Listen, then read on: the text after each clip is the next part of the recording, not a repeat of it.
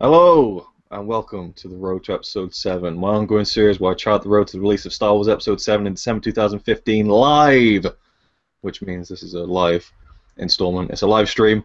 It's the second Road to Episode 7 live stream. Did one last month. It was very successful in my opinion. I enjoyed it. Other people enjoyed it, and now I'm doing another one.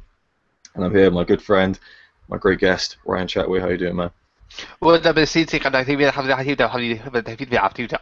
Oh, sorry, wrong language.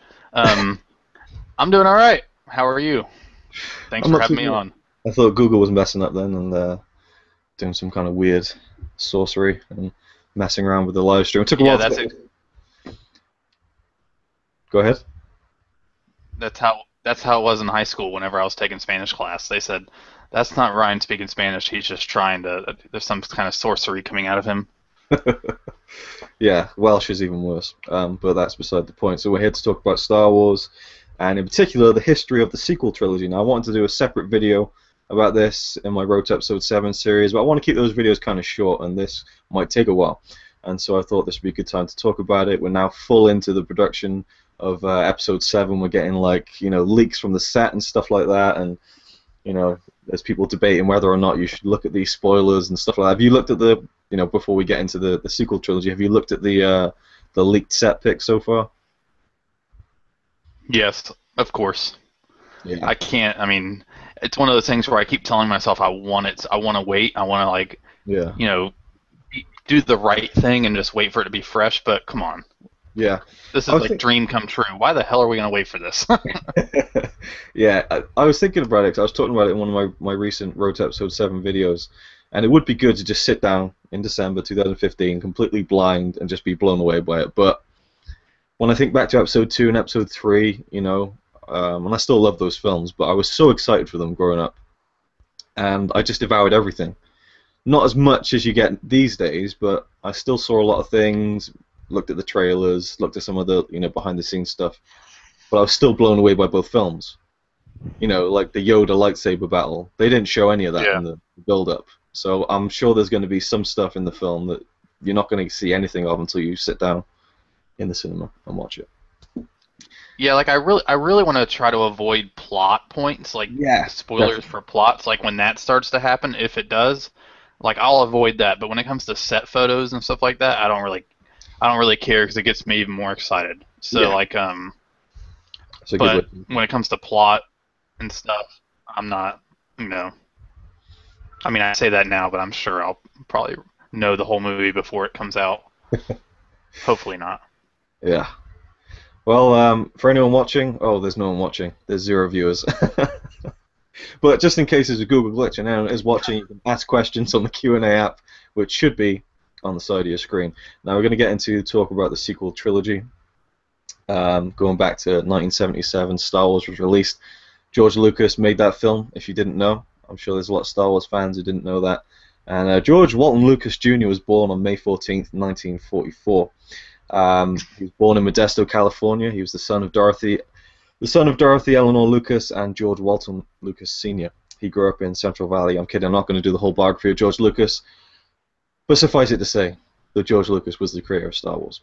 And what this video is going to be, this stream, is talking about all the comments he's made over the years, from the 70s all the way up to present day, on the sequel trilogy. Now, I'll just throw this over to you first, Ryan. When you watched the original movies, whenever you did, and you got to the end of Return of the Jedi, if you can remember, did you think to yourself, is there going to be another movie with Luke Skywalker? Is there going to be a sequel? No, I did not think that at all. At all. Because, Did you want to see one? I was like, oh yeah, I wanted more. Mm. I wasn't, I was satisfied with Return of the Jedi, but I had no clue, like, to what it would even be about. And by that time, I was like, man, they'd have to do it like 30 years later or something like that because they're older now. Yeah. And then they were doing the prequel trilogy, so whatever. Yeah, but when I first watched Return of the Jedi, for the first time after watching the previous 2 films, and it ended, and I was like, is there more? My stepdad told me there was, and that was it, and that they were likely to never make any more Star Wars films. And then when it was announced that they were making new Star Wars films, I was like, are you kidding me? And then I heard that it was going to be the prequels, and I was like, oh, so we're not going to get to see Luke and Han and Leia and Chewie, and but then I got excited about it, but I got over it. But I always wanted to see more of Luke Skywalker because Luke's my guy. I think Seth MacFarlane helped us out with that, with the Family Guy Star Wars trilogy. Yeah, he might have. You don't even know me. Can you hear that? Yeah. Yeah, I got an ice cream truck that just seems to be circling around our drive, road, our road. It just keeps going up and. Yeah. In the United States, if you see an ice cream truck, you better grab your kids and run inside because it's not. Nice.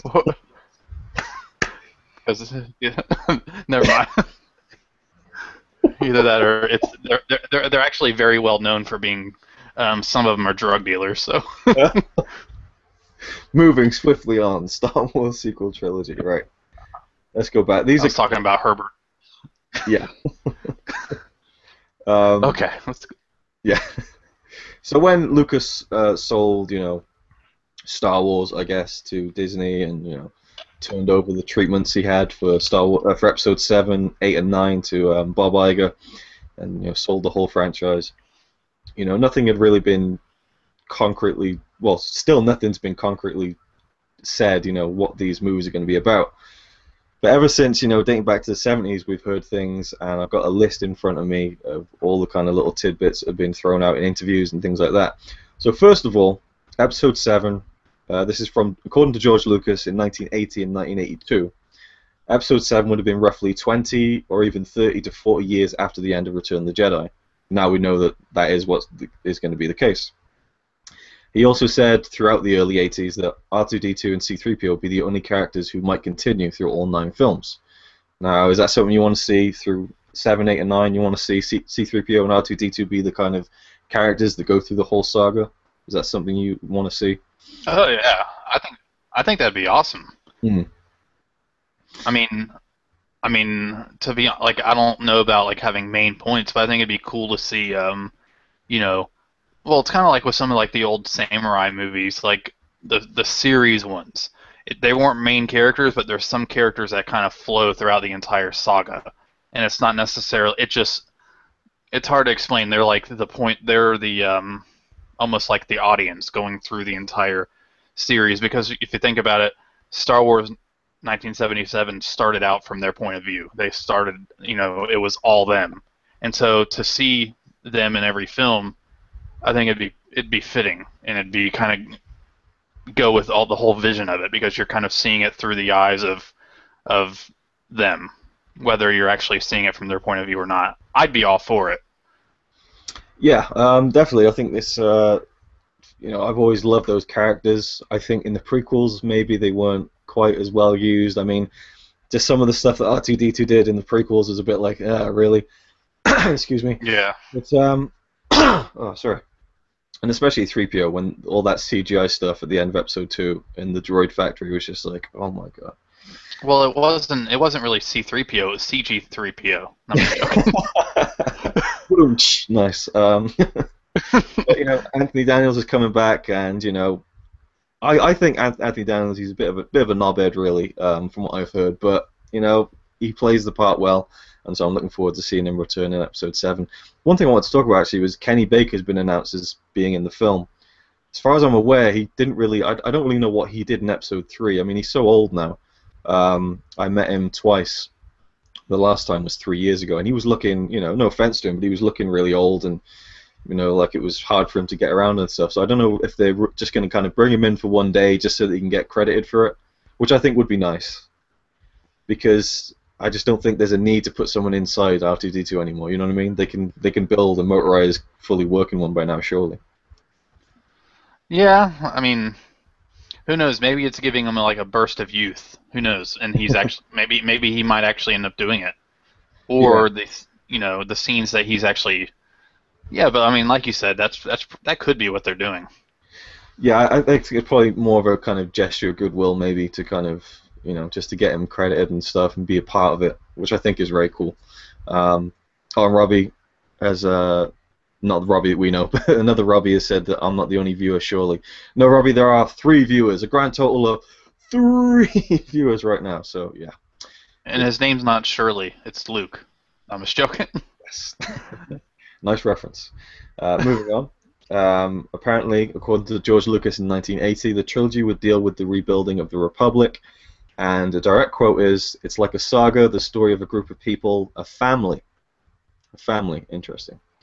Apparently, a storyline that was pre-planned before 1980, according to the producer of Star Wars and The Empire Strikes Back, that the focus would be on Luke Skywalker's journey to becoming the premier Jedi Knight, with Luke's sister, who was not Leia at the time, appearing in Episode VIII, and the first appearance of the Emperor would happen then, and Luke's ultimate confrontation with him would be in Episode IX. So yeah, interesting. George Lucas also said in 1988 that Luke would have a romantic relationship with a female love interest. Remember that, because Lucas is going to comment on that later on. And the thing I find when reading all these facts is that George Lucas, it really seems to me like he either didn't know what the hell he was doing, or he's just lying somewhere, because none of the things he say really line up throughout the years. But what about a female love interest for Luke? Is that something you'd be interested in seeing in Episode VII and maybe beyond to 8 and 9? Yeah, if she's human, that'd be pretty cool. Hopefully it's not like with like Yoda's like granddaughter or something. What am I doing? Okay. He'll be about 6 years old anyway. I actually think that'd be pretty cool. Like maybe if it wasn't the complete focus, but I think it'd be. I hope they don't do something stupid with it. Like if that is the case, where they don't say. Sometimes, like when it comes to love interest, they'll like invent a character and say, "Oh, you were best friends with them like your whole life," but yet they were never mentioned at all, like throughout the entire series, and you never saw their I mean, hopefully it's. I think it'd be cool if it was somebody fresh that he met, like who knows? Maybe they met at the party at the end of Return of the Jedi. I'm just, like what, that's when I first saw you. Yes, it was nice. You saying that he'd be married to an Ewok? No, because there's other. Well, the height difference is difficult, but we make the best we can. Well, Andy Serkis is going to be in it, so I mean, it might be like.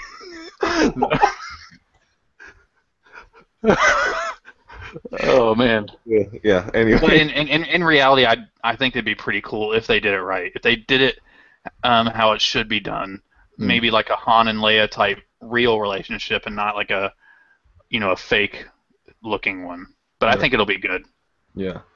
I mean, all of the fans of the expanded universe could say they want to see Mara Jade Skywalker and all that, but I think honestly, I like the decision that they've made to move ahead with these movies, 7, 8, and 9, without delving into the books.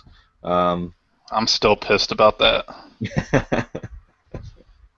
I mean, yeah, I know. I love some of the books, but I think it is important for it to have its own identity, because the movies are the movies, I think, for me. And I don't really, the expanded universe I just see as kind of fun offshoots, kind of. Yeah. No, that was just going to be like another rambling rant about. I mean, the thing is, it's like I'm big into like Star Trek too, and like the Star Trek expanded universe is the same thing. Just because it's expanded universe doesn't, like, sometimes expanded universe is such, like, it'd literally be impossible to even put it into film because it's so much stuff. Yeah. So much stuff, and then some of it's so convoluted and like, I mean, I don't know. I just think it's hard to use expanded universe in terms of film and adding it into I mean, because it would have been so confusing if they did decide to go with expanded universe with these films, because it's like, what would you choose to keep in and not? I mean, people would be furious anyways, and so just doing fresh stuff is always better. Yeah, I also feel like, I don't know, just fans of, like, say, the Thrawn trilogy and stuff like that, say they just adapted that directly, would they really be happy with it? Because they already know it, It's Yeah, there's nothing original about it. yeah, there's something much more exciting to me about an original story. But again, we don't really know how much of Lucas's original vision is used in the story. Now, according to Lucas, in 83 and 89, the main theme of the sequel trilogy would be moral and philosophical problems such as the necessity for moral choices and the wisdom needed to distinguish right from wrong, justice, confrontation, and passing on what you have learned. So it seems to me like it's more of a reflective tone from what he says there. He also said in 83 that the key actors, the main three, would appear in their 60s or 70s. So he kind of predicted that right. And according to Mark Hamill in 2004, that George said to him that he would make a cameo in Episode 9, like Obi-Wan Kenobi handing the lightsaber down to the next New Hope. And anyone who watches my Road to Episode 7 videos, if you saw my video on the official cast reveal, I included a little clip from, I think it was a UK chat show or a morning show that Mark Hamill was on in the early 90s. And he said, yeah, George was saying to me when we were making the first movie that, would I be interested in appearing, as I just said, passing the lightsaber down to like the next generation. And Mark Hamill said, I asked George, when would that be? And he said, oh, I don't know, about 2011. So back in the 70s, George Lucas very accurately, almost, just a couple of years off, predicted when there would be this, continuation of the story, I guess. So I found that quite interesting. Lucas also said in 1980, the other one, what happens to Luke afterward, is much more ethereal. I have a tiny notebook full of notes on that. If I'm really ambitious, I could proceed to figure out what would have happened to Luke. Interesting. So we'll just talk now. I mean, would you be more interested in seeing more of Luke in Episode 7 and the original cast, or would you prefer the new cast to take the forefront and have the original cast more as kind of the framework and the background? What would you prefer? Probably a mixture. I mean, I would like to see a mixture of both. Like an old and the new kind of conflict. It'd be cool if they were all in it. Whether it was, I just hope that it's not they're in it for one scene and then it's done. Definitely. And I mean, I know there's rumors about Han Solo's character, so I hope that they're all in it more than just like a couple scenes, because I think it'd be good. I think it'd be good and bring some real human drama, like real human emotion and drama if you have like a conflict between, not like a bad conflict, but almost like, the young and the old, I'm getting too old for this shit. Like kind of, I mean, not necessarily like that, but like that'd just be a given on how to make them real characters by having them having a little conflict with each other. Maybe like, they're rebuilding, I could ramble on forever, but yeah. I think it's a good thing if they were in it for a while. Yeah, I agree. I think almost a 50-50 balance for me would be great, but I think maybe a 60-40 would probably be the best, to kind of not have the originals overshadow the new cast, because the new cast are really going to have to carry this whole trilogy. Yeah. I really don't feel like we're going to see Carrie Fisher, Mark Hamill, and Harrison Ford, throughout the whole trilogy in like huge roles. At least, in terms of running time. I think that the new cast is going to have to take it to wherever the end game is. I mean, I have no idea where they're going to kind of take. That's the thing for me. I almost feel like should they even mess with Episode 6? It's such a perfect ending. It all comes full circle. So it's very interesting where they're going to take it. But everything that J.J. Abrams has been doing so far has been very fan pleasing. So hopefully it'll be something we can all be satisfied with as fans. And I don't think Mark Hamill and Carrie Fisher and Harrison Ford would come back if it wasn't good. I mean, if they didn't, because they've been. I mean, especially Mark Hamill, they've been very vocal about, making sure it was going to be a certain way before they became involved with it. So something pleased them. Yeah. So It'd be cool to see Billy D. Williams come back. Yeah, I really wish we'd see Lando. I mean, yeah. Who knows? He might be one of the last casting announcements. Or it could just be one of the. It could just be a surprise, you know, just like pop up and in one scene or something, and just be like a, you know. Yeah, and Kevin Hart could play his son. His Yeah, short son. That'd be great. Yeah. uh, Dad, what the hell do you say to me? yeah, I mean, not to spoil anything for any X-Men fans, but you know, like Days of Future Past, there's a few cameos in there that weren't really kind of announced or anything, and they're really cool. So maybe something like that, I think, would be nice. I think Lando would be perfect for that. Moving on, in 2012, after this new trilogy was announced, George Lucas's biographer, Dale Pollock, said that he had, in the 1980s, read outlines to 12 Star Wars movies, or episodes, planned by George, but he had been required to sign a confidentiality agreement. And he said, the three most exciting stories were 7, 8, and 9. They had propulsive action, really interesting new worlds, new characters. I remember thinking, I want to see these three movies. The next series would involve Luke Skywalker in his 30s and 40s, and that Disney would probably use those outlines for the basis of the trilogy. And he also said that's in part what Disney bought, was those treatments. So, interesting. Obviously, Luke's not going to be in his 30s and 40s, but yeah. It's almost like they're saying the best is yet to come. Yeah. You know, in his opinion. Mm. And a lot of like the expanded universe fans, when this was announced, were like the Thrawn trilogy, which was written by Timothy Zahn, and he commented recently, I think in 2012, he said that he had been briefed years before on what Lucas's plans were for the sequels, because he had discussions with Lucas before he wrote the first Thrawn novel in 1991, and he said the original idea, as I understood it, Lucas changed his mind off and on, so it may not be what he's thinking right now, but it was going to be 3 generations. You'd have the original trilogy, then you'd go back to Luke's father, find out what happened to him, and then there was another 7th, 8th, or 9th film, and it would be Luke's children. So what about that idea, it being about Luke's children? Are any of the new cast going to be his children? What do you think about that?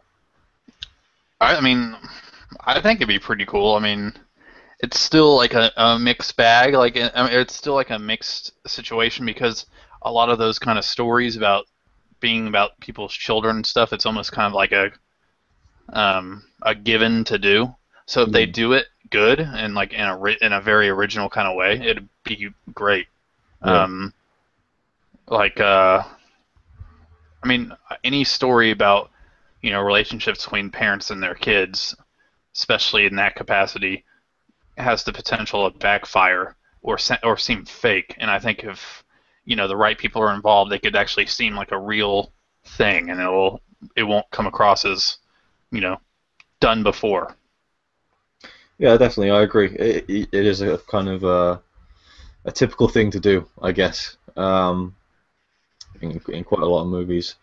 But I don't know.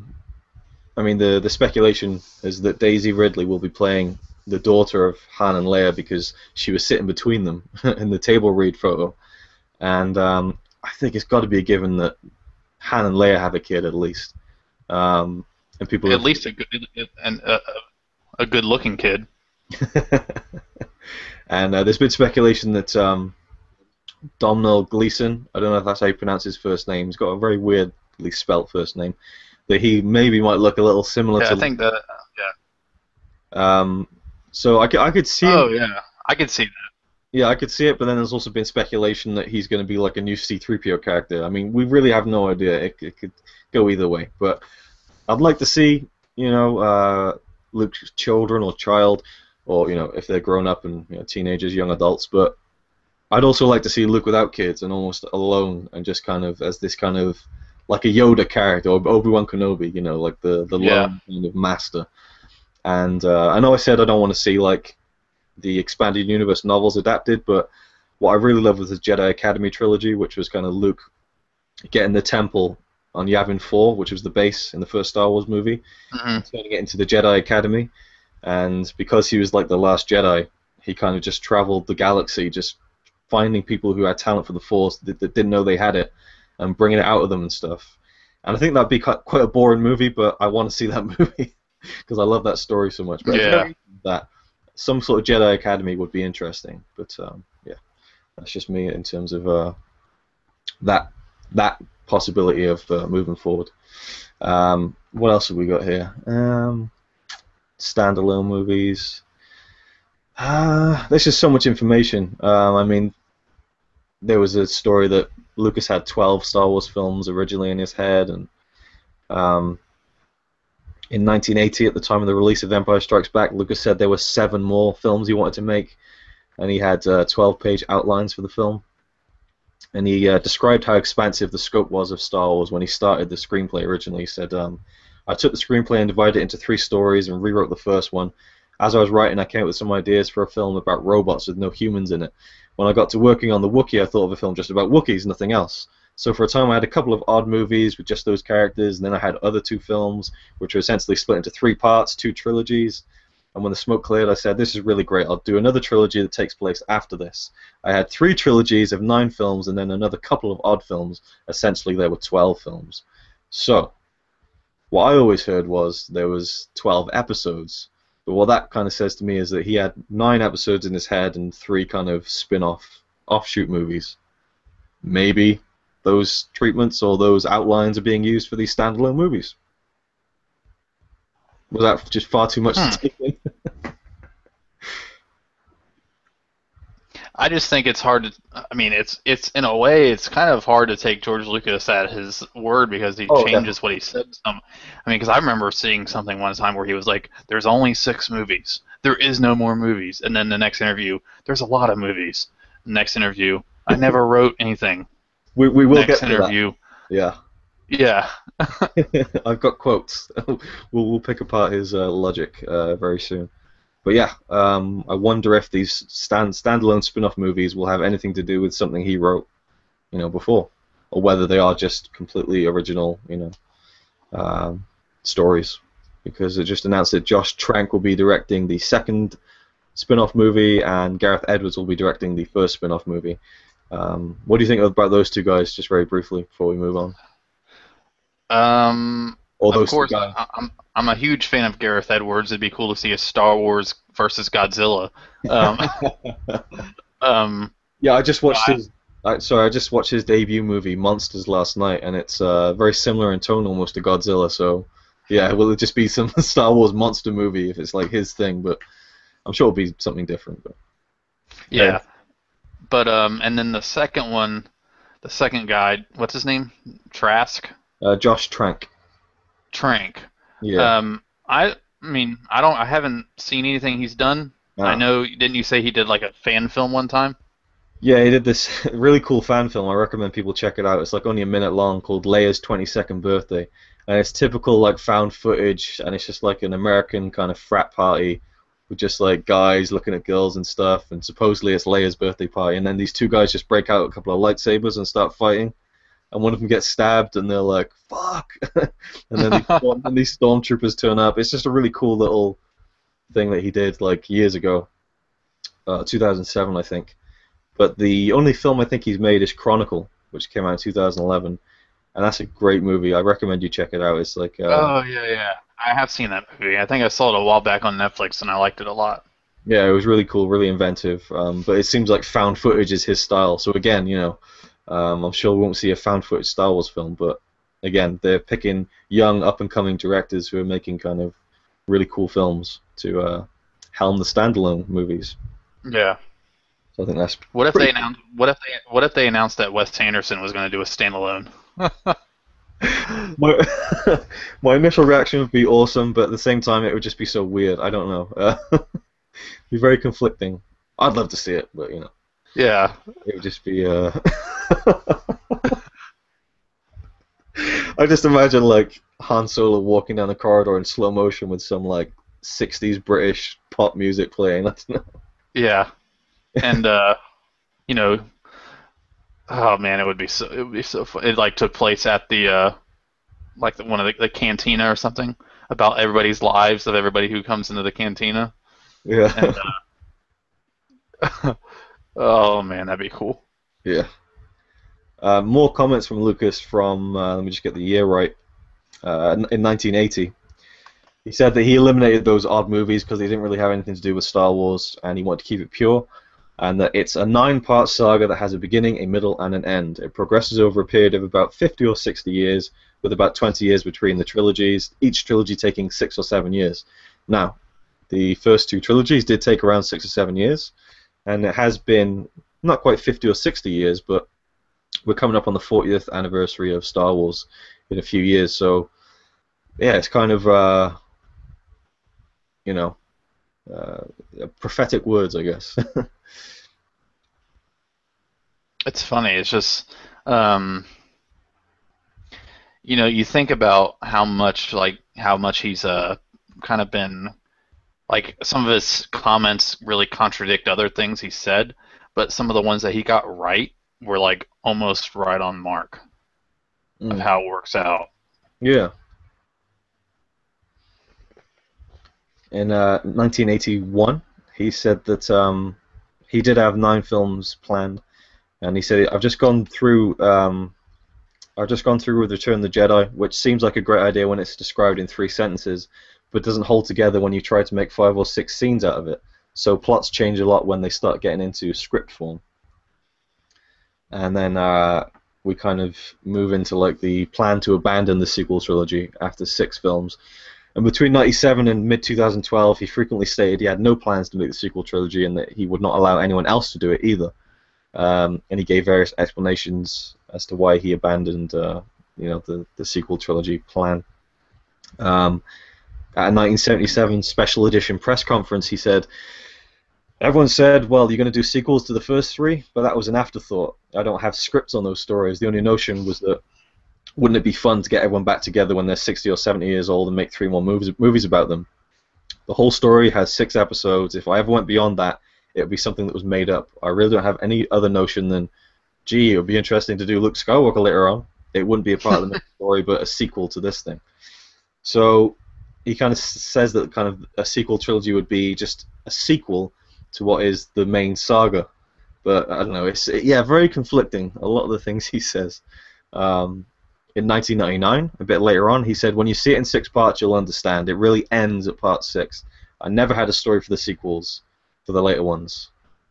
Even though he said in the past that he did. Yeah.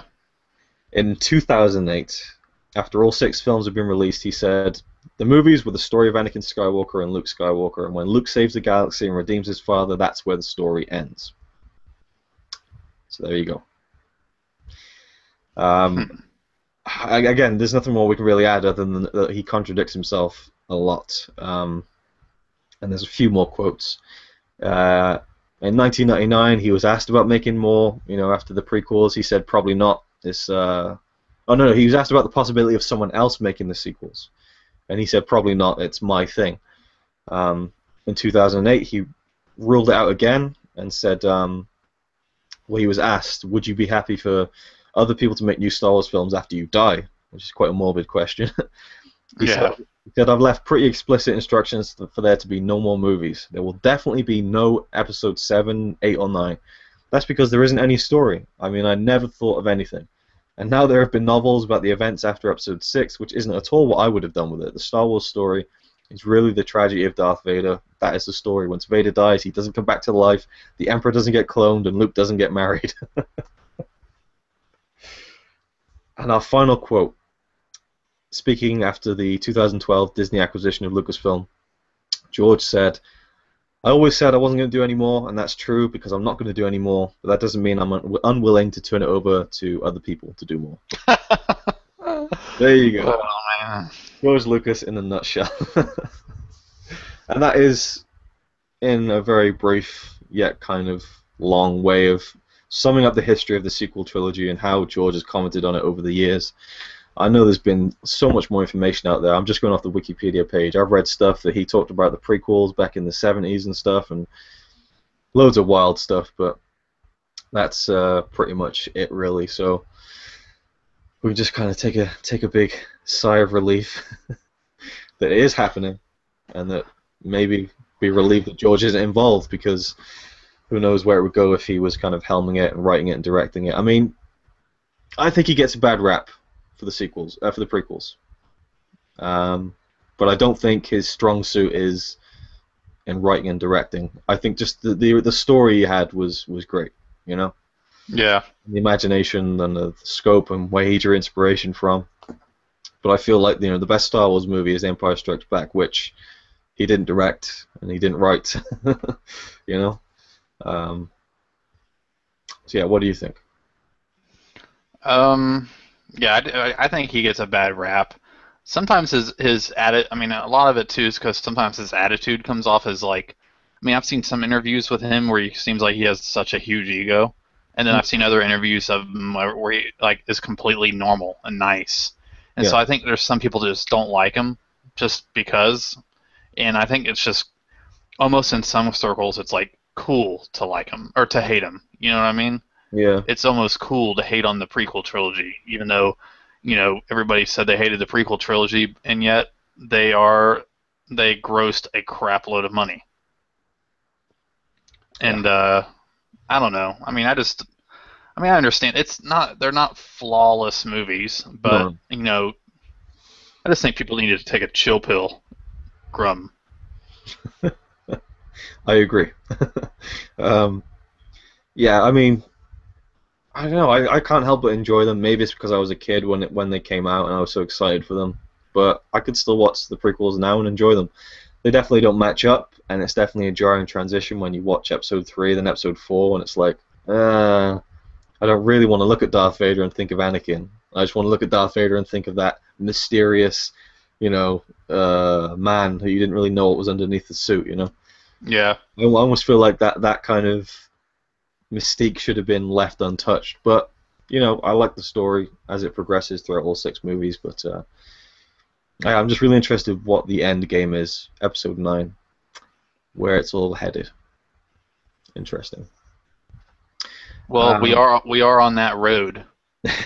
We are, yeah. So yeah, that's about it really. There's been a lot of news over the past week or so. We can briefly talk about that, I suppose. If anyone's watching this and they don't want any spoilers at all, then turn off now. But we saw the set pictures of the Millennium Falcon, which, I mean, come on. I mean, it's not like they weren't going to include that, really. You know, I mean, I've seen a few people get upset about the fact that they saw it, and I'm just like, well, you know, it was going to be in the movie, and yeah, why don't you talk about J.J. Abrams' awesome response to those leaks? Because I just thought it was brilliant. Yeah. Wait, did you say you want me to say it? Yeah, Oh, okay. I've been talking so much. I need to give you something to. Oh, okay. I mean, I thought I was just going to be the guy sitting here cracking jokes. I mean, basically, you know, and at first I thought he was actually serious, like he was really kind of mad. Yeah. Because I just see J.J. Abrams responds to the leaked photos on Twitter or whatever, and I was like, oh man, hopefully he doesn't come across as an ass or something.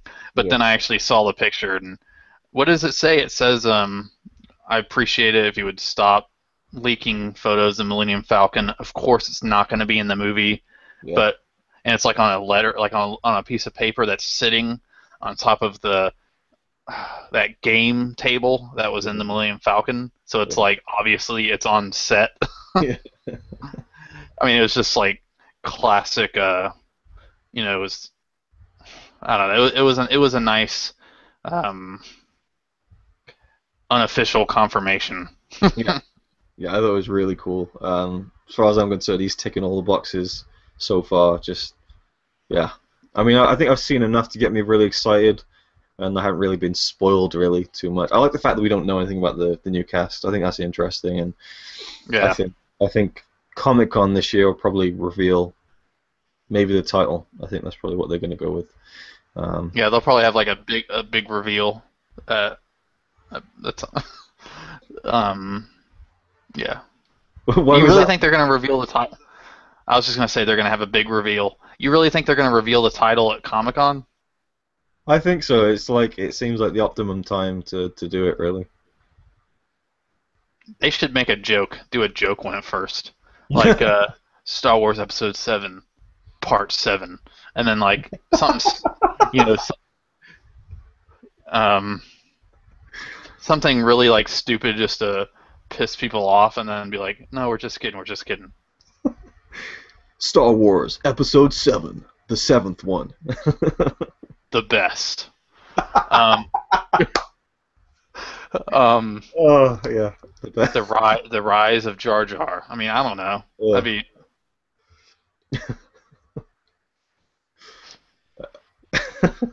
A new empire returns. yeah. No, but yeah, Or just to piss off the people that are annoyed at J.J. Abrams making the movie because he made the Star Trek films. Star Trek Episode VII, The Wrath of Khan. You know, like well, I think considering that what was it, Avengers Age of Ultron the title was announced last year at Comic-Con, which is like a full 2 years before the movie is even coming out. And I think they even had a teaser trailer, and by Disney. So I think that I think we'll see a title at Comic-Con. It's just such a huge event, and it's got so much kind of eyes on it and attention on it from like the geek world, which is going to be like the primary audience for Episode 7. That it's definitely going to be a title reveal or at least something, memorable and noteworthy. So, did you see the pictures of Mark Hamill from last weekend or this weekend? the one with him and Mickey Mouse. what was he with Mickey Mouse? Yeah. With lightsabers. That was awesome. Growing out his beard, and I think he did a talk where he confirmed that he's been growing his beard since the table read, and it's for the movie. So that's cool. That's pretty sweet. Yeah. I actually, just a very random little offshoot. I'd say maybe when I was about 13 or 14, I started writing a book called Episode VII. And I had like a big book that had like the worlds and planets of Star Wars. So I was looking through all the planets and like using them and making up this story. And my story opened with Luke Skywalker with the same beard that Obi-Wan Kenobi had. So I didn't actually write it, I just planned it and never actually, continued writing. But I guess I always wanted to see that. So it seems random to get excited by some facial hair, but for me it's kind of a cool callback. I still think it'd be awesome for Han Solo's character to be opened or to open up in a bar, and then just somebody coming up to him and be like, "Hey, what are you gonna do? Shoot first?" I don't give a damn who shoots first. Get off my bar. I think that'd probably be a bit too on the nose, but no, if they host SNL, if the cast host SNL, that should be one of the skits. Oh yeah, you could definitely see that happening. But I do think it would be funny to see him just shoot someone. Yeah, like a sly little nod to it. Actually, last night I watched Zaran Isaac's Episode 7, not Episode 7, Star Wars Blu-ray Changes rant. Have you seen that? Yeah. He's on like a live stream just drunk off his head and he's just screaming. And he's like, Han didn't shoot first! No one shot first! Han was the only one who shot! Which is true. It is true. He didn't shoot first. He was the only one who shot. Oh, man. So there we go. There's our little stream about the Star Wars sequel trilogy. And actually, we recorded a podcast, how long was it? About 8 months ago, and I just never posted it. So there you go. Oh yeah. It was about the announcement that John Williams was coming back to do the score. I think we talked about some of the music of Star Wars. Maybe I'll try. Maybe that could be on a special feature whenever you put this on Blu-ray or DVD. Oh, we won't be doing that. This series is far too long for that. But I might post it. It's. That's what she said. What does that even mean? In what way is that an innuendo? You were like, it's far too long. Never mind. This has been an interesting one. The view count is going down. We now have one viewer, so thank you for sticking with us. One viewer. You're not easily offended, so that's cool by us. That has been the second Road to Episode 7 live stream. Thank you for everyone who sent in questions. Oh wait, no one did. I almost did. But yeah, it's been fun, and I hope everyone who's watching this after the fact enjoys it too.